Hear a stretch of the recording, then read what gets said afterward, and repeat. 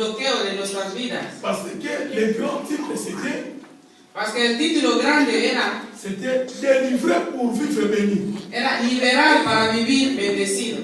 Malédiction ou blocage, non, droit à la bénédiction. Maldición o bloqueo no es derecho a la bendición. Amen. Maintenant, on vient de parler de la délivrance pendant un mois. Hemos estado hablando de la liberación durante un mes. Merci pour mes enfants qui ont passé les jeudis pour parler encore de la délivrance pendant tous ces jeudis qui viennent de se passer.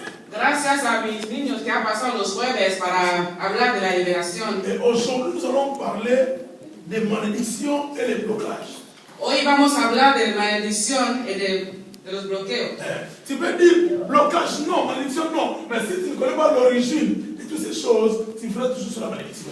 Puede decir que bloqueo no, maldición no, pero tú si no conoces el origen de estas maldiciones, Seguirás vivir debajo de la malédiction. seguirás viviendo debajo de la maldición. Amen.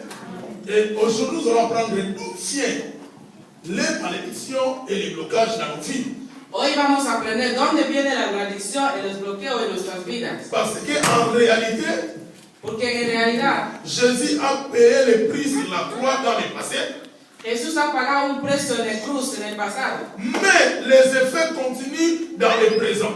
Pero los efectos siguen obrando hasta ahora. Signifie que nous avons droit à la bénédiction de Dieu. Eso significa que tenemos derecho a la liberación de nuestro Señor. Donc j'ai droit de bien vivre. Tengo derecho a vivir bien. Amen. Donc si je suis chrétien, donc j'ai droit à la bénédiction. Si soy cristiano, tengo derecho a la bendición. Alors je suis chrétien, comment je vis sur la malédiction?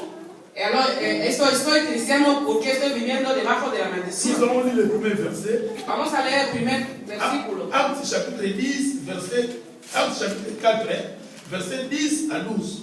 Hechos capítulo 4, Versículo 10 à 12. versículo 10 a 12. Amen. Nous ouvrons nos Bibles. C'est les versets connus de tous. Nous les prenons dans la troisième, quatrième leçon des enseignements. Vamos a abrir nuestra Biblia. Es un versículo conocido de todos. Vous y êtes? Nous y sommes. Nous lisons dans le nom de Jésus.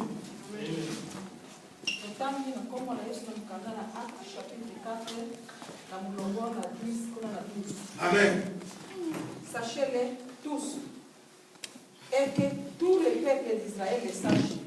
C'est par le nom de Jésus-Christ de Nazareth que vous avez crucifié et que Dieu a ressuscité des morts.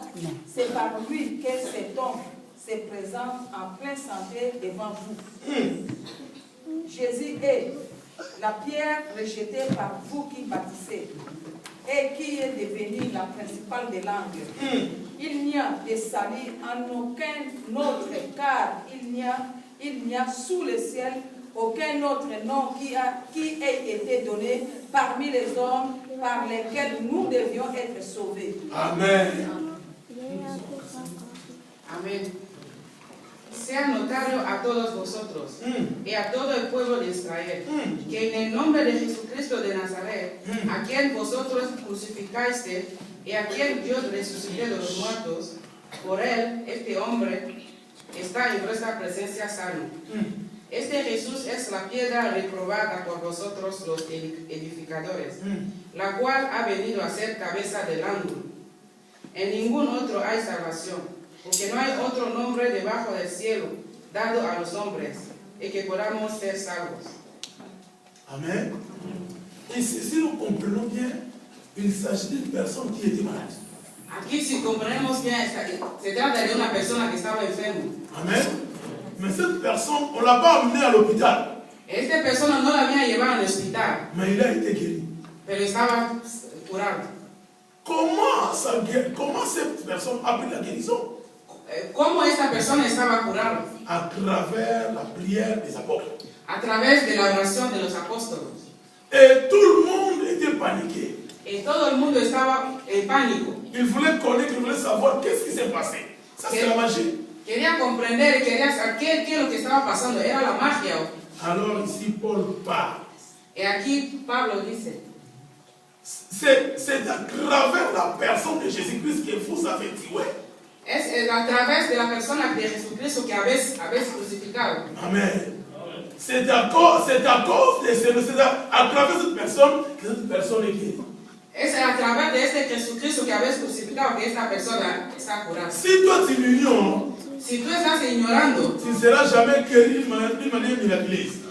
nunca serás curado de una manera Si toi, milagrosamente. si toi tu le refuses, Si tú estás rechazando, tu ne seras jamais délivré d'une manière miraculeuse. nunca estarás curado de una manera milagrosa. Si toi tu refuses cette personne, Si tú rechazas a esta tu persona, ne seras jamais satisfait à tes besoins. nunca serás satisfecho en tus necesidades. Parce que la Bible nous dit que c'est à travers le nom de cet homme qui est Jésus-Christ, Porque la Biblia nos dice es a través de esta persona que es Jesucristo. c'est le nom qu'on a donné à travers les hommes. Es el nombre que no ha sido dado a través de los hombres. Ni dans le ciel, Ni en el cielo, ni sur la terre, ni sobre la tierra, ni sous la terre. ni debajo de la Il tierra. y a seulement ce nom. Solo hay este nombre. Si toi tu as un autre nom, Si tú tienes otro nombre, alors ça vient de la magie. eso tiene que venir de la magia. Si toi tu es en dehors de cette personne, Si tú estás fuera de esta persona, alors dans quel camp que tu te retrouves, mon frère? ¿en qué campo te encuentras, mi C'est hermano? pour cela que nous prions Por eso oramos dans le nom puissant de Jésus. en el nombre poderoso de Jesucristo. Toutes choses invisibles, Todas las cosas toutes invisibles, choses qui dérangent les gens. todas las cosas que molestan a la Si nous gente, les chassons si no le echamos dans ce nom, en este nombre, et nous voyons des solutions. veremos soluciones. À travers ce nom, les maladies sont guéries. A través de este nombre, los enfermos están curados. À travers ce nom, les gens qui sont liés sont délivrés. A través de este nombre, la gente que está atada son liberados. C'est pour ça que je vous ai dit que Jésus-Christ avait payé le prix dans le passé. Por eso os había dicho que Jesucristo había pagado un precio en el pasado. Mais ces effets de ce sacrifice agissent jusqu'à présent. Pero los efectos de este sacrificio siguen obrando hasta ahora. Amen. C'est pour ça que si nous croyons en Jésus-Christ, nous sommes vraiment des chrétiens. Por eso si creemos en Jesucristo somos realmente cristianos. Parce que le mot chrétien d'abord vient du mot Christ. En el mismo nombre cristiano viene del nombre Cristo. Et quand on voit Christ, on voit aussi la crucifixion. Cuando vemos a Cristo, ahí vemos la crucificación. Ça signifie que moi aussi je dois être crucifié. Eso significa yo también tengo que ser crucificado. Comme Paul disait dans le livre de Galates chapitre 2 verset 20. Como Pablo decía en el libro de los Gálatas, versículo, Capítulo 2 verset 20. capítulo 2, versículo 20. J'ai été crucifié avec Christ. He sido crucificado con el Cristo. Si j'ai vu, Si vivo, ce n'est plus moi qui vis. eso ya no, yo no he sido, no, C'est Christ qui vit en moi. es Cristo que vive en mí. Si Christ a le pouvoir sur moi, Eso significa que si Cristo tiene el poder en mí, aucun esprit peut résister devant moi. ningún espíritu puede resistir delante de C'est mí. pour ça maintenant, avant de prier pour une personne, il faut faire des gymnastiques. Pas importe des gymnastiques qu'il aime. Por eso me extraña, antes de orar por una persona tenemos que hacer deporte, hacer gimnasio. Non, ce sont des choses faciles, terre à terre. No, son cosas fáciles. Parce que j'ai Christ en moi. Porque tengo Cristo en mí. Si j'ai Christ en moi, Si tengo Cristo en mí, alors j'ai aussi tout. ahora tengo todo. Alléluia. Si j'ai tout, signifie j'ai le pouvoir. Si tengo todo significa que tengo el poder. La personne qui a le pouvoir, c'est celui qui dirige. La persona que tiene el poder es la persona que manda. N'est-ce pas, non? Et peut-être celui qui n'a pas le pouvoir, il dirige le Congo. La personne qui a le pouvoir, c'est celui qui dirige. La persona que tiene el poder es el que manda. C'est pour cela qu'il faut maintenant faire l'examen de conscience dans ta vie. Por eso, hermano, tenemos que devolvernos a nosotros mismos. Qui dirige ta vie? Tienes que mirar quién está dirigiendo en tu vida. Quel esprit qui dirige ta vie? ¿Qué espíritu está dirigiendo tu vida? Tu vis la proportionnalité et l'esprit qui dirige. Tú vives según el espíritu que manda. Amen. Amen. Amen. Moi, je dis ici, Yo he dicho aquí, nous avons plusieurs sortes de malédictions. tenemos muchas clases de maldiciones, Mais moi, j'ai eu seulement 3. pero yo he elegido solo 3, Parce que nous n'avons pas assez de temps. porque no tenemos mucho tiempo. Alléluia. Il y a plusieurs sortes de malédictions. Hay muchas formas de maldiciones, Mais moi, j'ai eu seulement 3. pero yo he elegido solo 3. Nous allons parler. Premier point, la malédiction par alliance. El primer punto, vamos a hablar de la maldición para alianza. Genèse chapitre 3, verset 1 à 18. Génesis capítulo 3, versículo 1 hasta 18. Deuxième point, la malédiction héréditaire. Je voulais que vous écriviez, par après nous allons recommencer à lire. Yo quiero que escribáis ahora y luego leeremos. Malédiction par alliance, premier point. La maldición para alianza, el primer punto. Genèse chapitre 3, verset 1 à 18. Génesis capítulo 3, versículo 1 a 18. Deuxième malédiction. Segundo punto. Malédiction héréditaire. Maldición hereditaria. Genèse 9, 20 à 29. Génesis 9, capítulo 20 a 29. Et la troisième, la malédiction de tes propres actes. El tercer punto es la maldición de tus propios actos. Genèse 27, 9 à 13. Génesis 27, 9 a 13. Amen.